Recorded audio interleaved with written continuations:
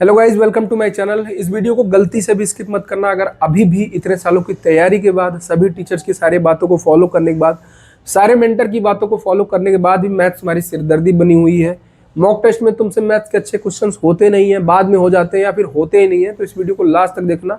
वो गलतियां बताऊंगा, वो चीज़ें बताऊंगा जो फॉलो करने के बाद आपका मैथ्स का परफॉर्मेंस एक अलग लेवल पे चला जाएगा। तो गलती से भी वीडियो को स्किप मत कर देना। सबसे पहले जो लोग मुझे नहीं जानते उनको मैं अपना इंट्रोडक्शन देता हूँ। मेरा नाम गौरव सिंह है एंड करंटली मैं as a ASO in CSS working हूँ। मेरा सिलेक्शन सीजीएल 2024 से हुआ था, जिसमें मेरी 888 रैंक थी। इससे पहले मैं यूपी पुलिस में सब इंस्पेक्टर था, 2023 बैच का। You can see these photos. वहाँ मैंने लगभग 2 साल काम किया है। यूपीएससी 2021 वाले एग्जाम से मेरा सिलेक्शन हुआ था, जिसमें मेरी 10वीं रैंक थी। अगर मैं ओवरऑल मार्क्स की बात करूँ तो मेरे सीजीएल में 351 मार्क्स थे 390 में से, और यूपीएसआई में मेरे 360 मार्क्स थे आउट ऑफ 400। तो ड्यूटी के दौरान ही मैंने फिर सीजीएल की तैयारी की। उसके बाद मैं as a SO in CSS जो है वहाँ से रिजाइन करके मैंने यहाँ ज्वाइन कर लिया। मैं जितनी बार भी लाइव आता हूँ, चाहे यूट्यूब पे, चाहे टेलीग्राम पे, चाहे इंस्टाग्राम पे, मैक्सिमम बच्चों के यही डाउट होते हैं कि सर मैथ्स नहीं आते, मैथ्स के क्वेश्चंस नहीं बनते, और उसमें मैक्सिमम गर्ल्स स्टूडेंट्स होती हैं। तो उसी पे आज हम लोग बात करेंगे कि आपके मैथ्स क्यों नहीं बनती। क्योंकि देखो, हर एक लोग और मैंने भी आपको वो बेसिक चीजें बता रखी है जो करने से आपके मैथ्स पे कमांड होगी, जो करने से आपका मैथ्स कवर होगा। जैसे किसी अच्छे टीचर को पकड़ लो जिसकी स्टाइल तुम्हें अच्छी लगती हो, जिसका स्पीड तुम्हें अच्छा लगता हो, जिसकी चीजें तुम्हें समझ में आती हो, जो बहुत हाई लेवल की चीजें ना पढ़ाता हो, बेसिक से लेकर चलता हो। उसके साथ साथ उसका प्रॉपर नोट्स बनाओ, हर नोट्स में हर एक टाइप के क्वेश्चन को उसमें लिखो। उसके साथ साथ जो प्लेलिस्ट देखो, वो देखो कि अपडेटेड प्लेलिस्ट है कि नहीं, कंप्लीट प्लेलिस्ट होनी चाहिए। सीरियल वाइज अर्थमेटिक पढ़ो, फिर एडवांस पढ़ो, क्वेश्चंस की प्रैक्टिस करो, पीवाईक्यूज लगाओ। सब कुछ मैंने भी और दूसरे क्रिएटर ने और टीचर्स ने सब कुछ आपको बता रखा है। आपने सब कुछ फॉलो भी किया कुछ हद तक, लेकिन फिर भी आपको परफॉर्मेंस देखने को नहीं मिलते। आपके मॉक टेस्ट में क्वेश्चंस आपसे नहीं होते हैं। वही सेम क्वेश्चन जब आपका मॉक टेस्ट सबमिट हो जाता है, बाद में आपसे बन जाते हैं। मैक्सिमम लोगों की यही प्रॉब्लम है। तो आपको मैं वो सारी चीज़ें बताऊंगा जो गलतियां आप कर रहे हो। बेसिकली आपकी गलतियां बताऊंगा जो आप कर रहे हो, जिसकी वजह से आपका मैथ्स में ये हाल है कि बाद में आपसे क्वेश्चन बन जाते हैं ऑन द मॉक, या फिर टाइमर के प्रेशर में वो क्वेश्चंस आपसे नहीं बनते। तो इस वीडियो में लास्ट तक बने रहना। तो चलिए हम लोग शुरू करते हैं। अब मैं ये मान के चल रहा हूँ कि आप बिगिनर नहीं है, क्योंकि बिगिनर के लिए तो सबसे पहले वही सारे स्टेप्स फॉलो करने हैं जो मैंने अभी आपको जस्ट बताया। मैं ये मान के चल रहा हूँ कि आप अपने नोट्स बना चुके हैं, आप किसी टीचर से अपना पूरा फ्लो में पढ़ चुके हो, प्रॉपर नोट्स बना रखे हो, हर एक टाइप के क्वेश्चंस को आपने नोट कर रखा है, फॉर्मूला रिवाइज करते हो, कुछ हद तक पीवाईक्यूज भी आपने लगा रखे हैं। तो मैं आपको इस टाइप का स्टूडेंट मान के चल रहा हूँ। अब मैं आपको अपनी गलतियां बताता हूँ। सबसे पहली गलती आपकी है कि आप ये सोचते हो कि बस जितना पढ़ना था, जितना नोट में नोट करना था, वो सारी चीजें हो चुकी हैं, अब मुझे केवल मॉक टेस्ट लगाना। ये आपकी सबसे बड़ी गलती है। हर दूसरे तीसरे दिन इंडिया में किसी न किसी एग्जाम का पेपर होता है, मतलब किसी न किसी वैकेंसी का पेपर होता है जिसमें मैथ्स के क्वेश्चन आते हैं। उसको आपको करते हुए चलना है। आप ये ना सोचो कि सीधे मॉक टेस्ट में उस नए पैटर्न का आएगा तो मैं करूंगा। मॉक टेस्ट में कोई नया सवाल आएगा, आपका दिमाग घूम जाएगा, आप टाइम प्रेशर में उसको नहीं कर पाओगे।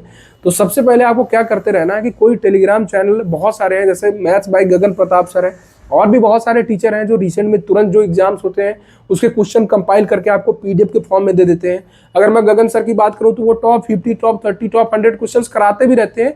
तो आपको उन सारे क्वेश्चंस की प्रैक्टिस करते हुए चलनी है। और जो मैं बताता हूं कि हर एक नोट के पीछे, हर एक आपके नोट्स में हर एक चैप्टर के पीछे 10 से 12 पन्ने आपको छोड़ के चलने हैं, वो इसीलिए कि आपको जैसे ही उस प्रॉपर चैप्टर के कोई नए कंसेप्ट देखने को मिला, किसी नए टाइप का अच्छा क्वेश्चन देखने को मिला, तुरंत आपको वहां नोट कर लेना और उसको प्रॉपर रिवाइज करते रहना। नहीं तो क्या होगा कि जो जैसे अपडेटेड क्वेश्चंस आ रहे हैं एग्जाम में, एग्जामिनर हमेशा कुछ टेढ़ा मेढ़ा सोचता है, क्वेश्चंस को अपडेट करता है। अगर वो सीधे आपके मॉक टेस्ट में आएंगे, पहली बात आपने उसको कभी देख नहीं रखा है, ठीक है, तो वो आपसे बनेंगे नहीं, क्योंकि वहां पे टाइम प्रेशर होता है। ठीक है, वही क्वेश्चन आप बाद में बनाओगे 5 से 6 मिनट, 8 मिनट बन जाएगा वो आपसे, और आपको पता भी नहीं चलेगा कि मैं 5 से 6 मिनट में इस क्वेश्चन को बना रहा हूँ। आपको तो बस लगेगा कि मॉक में बना नहीं, यहाँ बन गया। भाई वहाँ प्रेशर है ना, आपको 1 से 1.5 मिनट, मैक्सिमम 2 मिनट में अच्छे लेवल क्वेश्चन को करना है। तो आपको वो करते हुए चलना है। बहुत सारे टीचर्स हैं जिनके टेलीग्राम चैनल है, जैसे मैथ्स बाय गगन प्रताप है, उस पर जो भी पेपर रिसेंट में होता है तुरंत उसकी कंपाइल्ड पीडीएफ मिल जाती है। ठीक है, मैंने ज्वाइन कर रखा था, आप भी ज्वाइन कर लो। गगन सर तो टॉप 30, टॉप 50, टॉप 100 क्वेश्चंस की प्रॉपर वीडियो बना के उसका सोल्यूशन भी करा देते हैं। तो आपको अपडेट रखना है अपने आप को, आपको उसको करते हुए चलना। और यकीन मारो, अगर आप इन टाइप के क्वेश्चन की प्रैक्टिस करते हुए चल रहे हो ना, तो आपको मॉक में नया सवाल मिलेगा ही नहीं।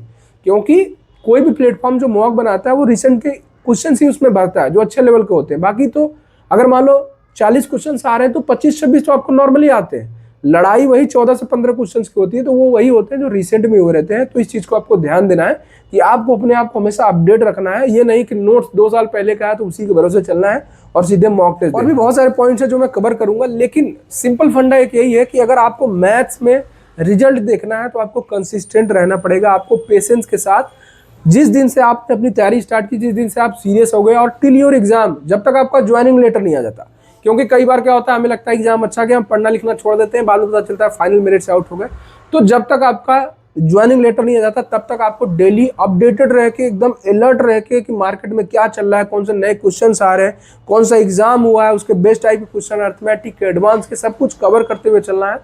और अगर आप ऐसे स्टूडेंट हैं जो कई साल की तैयारी के बाद थक चुके हो, आपको ज्ञान तो सारा है कि मैं क्या गलतियां करता हूं, मैं क्या करूंगा तो मेरा सिलेक्शन हो जाएगा, लेकिन जस्ट बिकॉज कि आप जहां रह रहे हो अपने घर पे या फिर कहीं बाहर, आप कंप्लीटली वो आपको माहौल ही नहीं मिल पा रहा है कि आप पढ़ सको, और आप चाहते हो कि 6 से 8 महीने 1 साल मैं अपनी पूरी जी जान लगा दूं ताकि ये मेरा झिकझिक जो है खत्म हो जाए, कई साल से जो बनवास कट रहा है। तो आप सौरभ सर का मेंटर 365 गुरुकुल ज्वाइन कर सकते हो। यहाँ पे आपको केवल 1 दिन हफ्ते में फोन मिलता है, संडे को। कोई भी डिस्ट्रैक्शन वाली चीज नहीं है। आपका खाना पीना, रहना, कंपटीशन करना बच्चों के साथ, वहीं पे कंप्यूटर, वाईफाई, सब कुछ एक ही जगह है, अंडर द रूफ। उसी के साथ अगर आप किसी डिफेंस एग्जाम की तैयारी कर रहे हैं तो वहीं पे आपको प्लेग्राउंड, मतलब फिजिकल ग्राउंड, फिजिकल ट्रेनर, सब कुछ मिल जाएंगे। गर्ल्स के लिए इनका अलग कैंपस है, वहाँ पे केवल गर्ल्स स्टाफ ही रहती है, तो आप वहाँ पे ज्वाइन कर सकते हो। और एक बार अपनी फुल फेज के साथ जो है आप अपने आप को एग्जाम में झोंक के, एग्जाम में किसी भी एग्जाम को अटेम्प्ट करके आप जो है सिलेक्शन ले सकते हो। बाकी इसका डिटेल्ड अगर आपको जानकारी चाहिए तो मैं इनके चैनल का लिंक इसी वीडियो को डिस्क्रिप्शन में पिन कर दूंगा। आप वहाँ से जाके इनके चैनल पे पूरा स्क्रॉल करके देख सकते हो कि वहाँ का माहौल क्या है, वहाँ का रिव्यू क्या है, वहाँ रहने की व्यवस्था कैसी है, बिल्डिंग कैसी है, ठीक है, बच्चों का कहना क्या है, सिलेक्शन रेशियो कितना है। बाकी हम लोग अपना वीडियो कंटिन्यू करते हैं। बहुत सारे लोग कहते हैं कि आपके कहने के अनुसार मैंने इस एग्जाम के टॉप 30, टॉप 50 क्वेश्चन या फिर रिसेंट में जो भी एग्जाम्स में उसके अच्छे क्वेश्चंस को कवर कर लिया, लेकिन एक बार कवर करने से क्या होगा? आपको भी पता है कि आप जो कल पढ़ते हो उसको आज ही भूल जाते हो। तो आपको ऐसा नहीं करना, आपको या तो नोट कर लेना अच्छे क्वेश्चंस को, उसको टाइम टू टाइम रिवाइज करते रहना और बिना देखे। कई बार क्या होता है कि हम जब क्वेश्चन के साथ सोल्यूशन देखते हैं तो हमें लगता है हाँ हाँ ये है, लेकिन जब आपको वही छिपा दिया जाए या फिर बिना देखे बोला जाए करने के लिए, तो आप कहीं ना कहीं उसी के स्टेप में फंस जाओगे। तो आपको बिना देखे उसको 4 से 5 बार प्रैक्टिस करना है। जब मैं सीजीएल की तैयारी कर रहा था तो आप यकीन मानो मेरे पास दरोगा की नौकरी करते हुए इतना टाइम नहीं था कि मैं अपने नोट्स पूरा प्रॉपर पलट सकूं। मैं केवल फार्मूला कॉपी अपनी पढ़ता था, और रिसेंट में जो भी एग्जाम्स हुआ था उसमें मैंने गगन सर के टेलीग्राम चैनल से जो भी एसएससी के एग्जाम्स हुए थे, सीएचएसएल है, एमटीएस है, फेज वाले एग्जाम्स है, सीजीएल है, ठीक है, सीपीओ है, फिर जो भी एग्जाम्स है उसके 2024 के, 2023 के और 2022 के जो है पीडीएफ डाउनलोड कर लिए थे, टॉप 30, टॉप 50 क्वेश्चन के, अर्थमेटिक और एडवांस के, और उसको मैंने 10 से 12 बार किया। उसके बाद क्या होता था, मैं आपको रियलिटी बता रहा हूँ, मैं कोई भी प्रमोशन नहीं कर रहा हूँ किसी भी टीचर की। मॉक में एज इट इज क्वेश्चंस मिलते थे, थोड़ा बहुत या तो डाटा चेंज कर देता था या फिर डाटा के साथ। तो जो क्वेश्चन आपने पहले कर रखा है उसको करने में आपको टाइम नहीं लगेगा, ना प्रेशर फील होगा, ठीक है, तो आप उसको तुरंत बहुत ही अच्छे से बना लोगे। अगली चीज जो हम गलती करते हैं कि बार बार मैं कहता हूं कैलकुलेशन पे वर्क करो, कैलकुलेशन पे वर्क करो। कैलकुलेशन का इन्वॉल्वमेंट आपको डायरेक्ट नहीं दिखेगा पेपर में। पेपर में आपसे 28 गुणे 7 नहीं पूछेगा या फिर 4/7 की वैल्यू नहीं पूछेगा, तो आपको डायरेक्ट इन्वॉल्वमेंट नहीं दिखेगा, लेकिन आपका वो बहुत समय बचाता है। जब आप किसी सवाल का कैलकुलेशन करते हो ना, तो बीच में 28 गुणे 7 भी आता है, बीच में 11/15 भी आता है, बीच में अगर आप SICI का सवाल लगाते हो तो किसी वैल्यू का क्यूब दिया रहता है, किसी वैल्यू का पावर 4 दिया रहता है।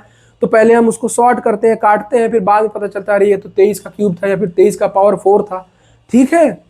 कई क्वेश्चन ऐसे होते हैं जिसमें 4 ऑप्शन अलग होते हैं, जिसको 10 सेकंड में डिजिटल सम से किया जा सकता है, लेकिन हम उसमें बेसिक लगाए रहते हैं, XY पूरा क्वेश्चन एक एक लाइन देखते हैं, फिर एक एक लाइन उसका लिखते हैं, फिर पूरा उसको मिलाते हैं, ठीक है, रिलेशन बनाते हैं, उसके बाद सॉल्व करते हैं।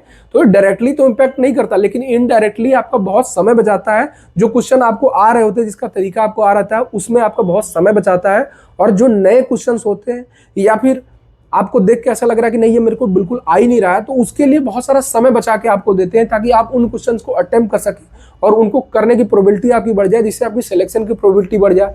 उसी के साथ साथ ये ओवरऑल पेपर को इम्पैक्ट करते हैं, आपकी ओवरऑल मॉक को इम्पैक्ट करते हैं।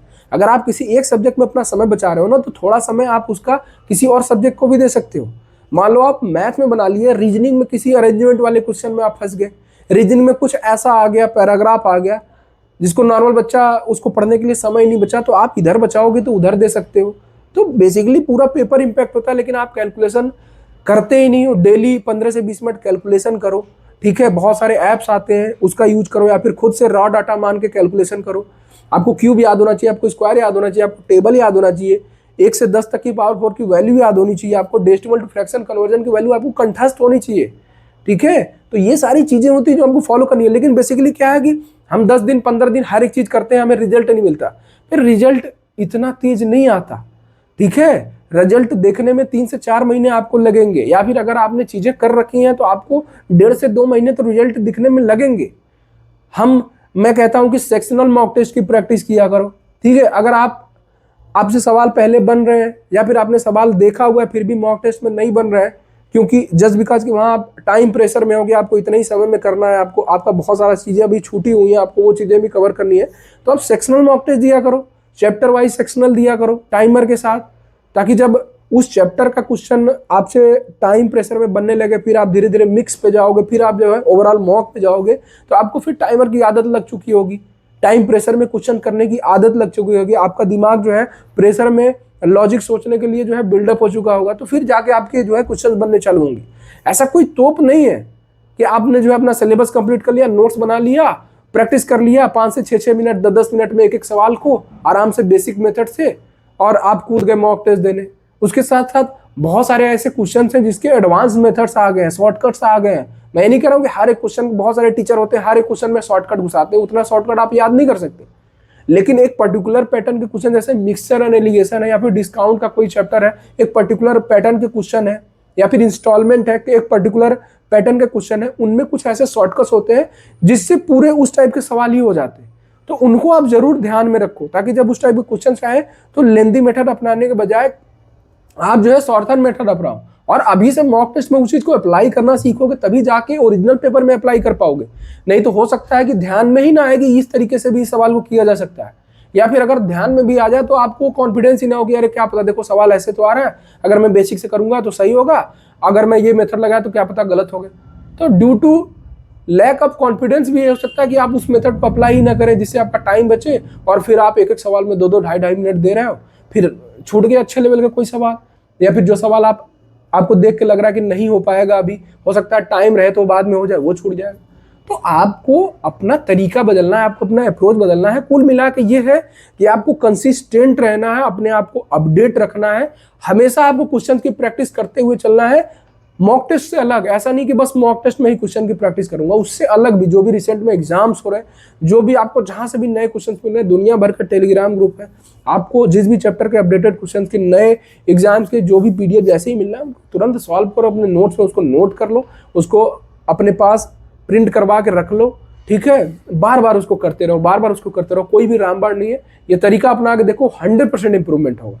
अब अगली चीज क्या है कि कुछ ऐसे टाइप के क्वेश्चन होते हैं जिनको लेके मन में डर बैठ जाता है। जैसे मैं मेरी बात करूं तो मुझे रेस एंड टाइम के सवाल को लेके मन में डर बैठ गया था, ठीक है। वो जो कमीशन वाले क्वेश्चन होते हैं कि अगर कोई सेल्समैन इतना बेचता है तो उसको इतना कमीशन मिलता है, फिर इससे ऊपर बेचता है तो इतना एक्स्ट्रा मिलता है, उस टाइप के क्वेश्चन जब आते थे तो मेरे मन में डर बैठ जाता था। मैं उसको पहली बार में अटेम्प्ट ही नहीं करता था, क्योंकि पहली बार में आता हुआ भी मैंने देख रखा है, फिर भी मैं कहीं ना कहीं उलझ जाता था उसमें। तो मैं उसको क्या करता था, हमेशा पेपर में 2 से 3 गो में देता था।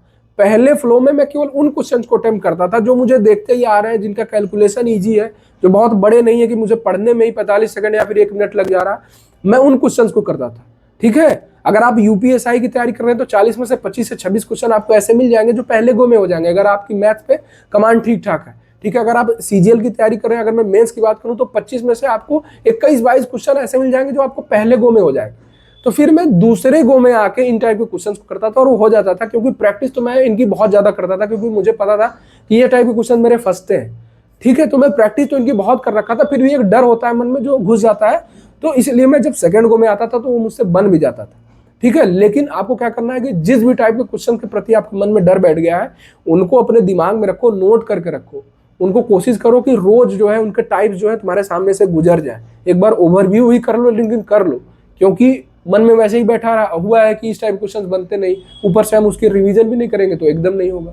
ठीक है, तो आपको ये करते रहे। अब अगली चीज की, अगर आप यूपी कांस्टेबल 2025 की तैयारी कर रहे हो और आप अपडेटेड लो एरर के साथ, प्रॉपर एक्सप्लेनेशन के साथ, प्रॉपर एआई इन्वॉल्वमेंट वाले एक्सप्लेनेशन के साथ बुक्स लेना चाहते हो, और आप सब्जेक्ट वाइज पीवाईक्यू या और फिर सब्जेक्ट वाइज स्टडी बुक नहीं लेना चाहते हो, आप एक कंपाइलेशन लेना चाहते हो कि एक ही कंपाइलेशन में मुझे सब कुछ मिल जाए बहुत ही डिटेल में, तो आप अग्रवाल एग्जाम कार्ड की ये बुक ले सकते हो। ये प्रीवियस ईयर क्वेश्चंस की बुक है, ये इनका स्टडी बुक है। इसकी खासियत ये है कि इसमें टाइप वाइज क्वेश्चन दिए हुए हैं चारों सब्जेक्ट के। आपको Hindi, maths, reasoning, GK, UP GK, आपको सब कुछ एक ही बुक में मिल जाएगा।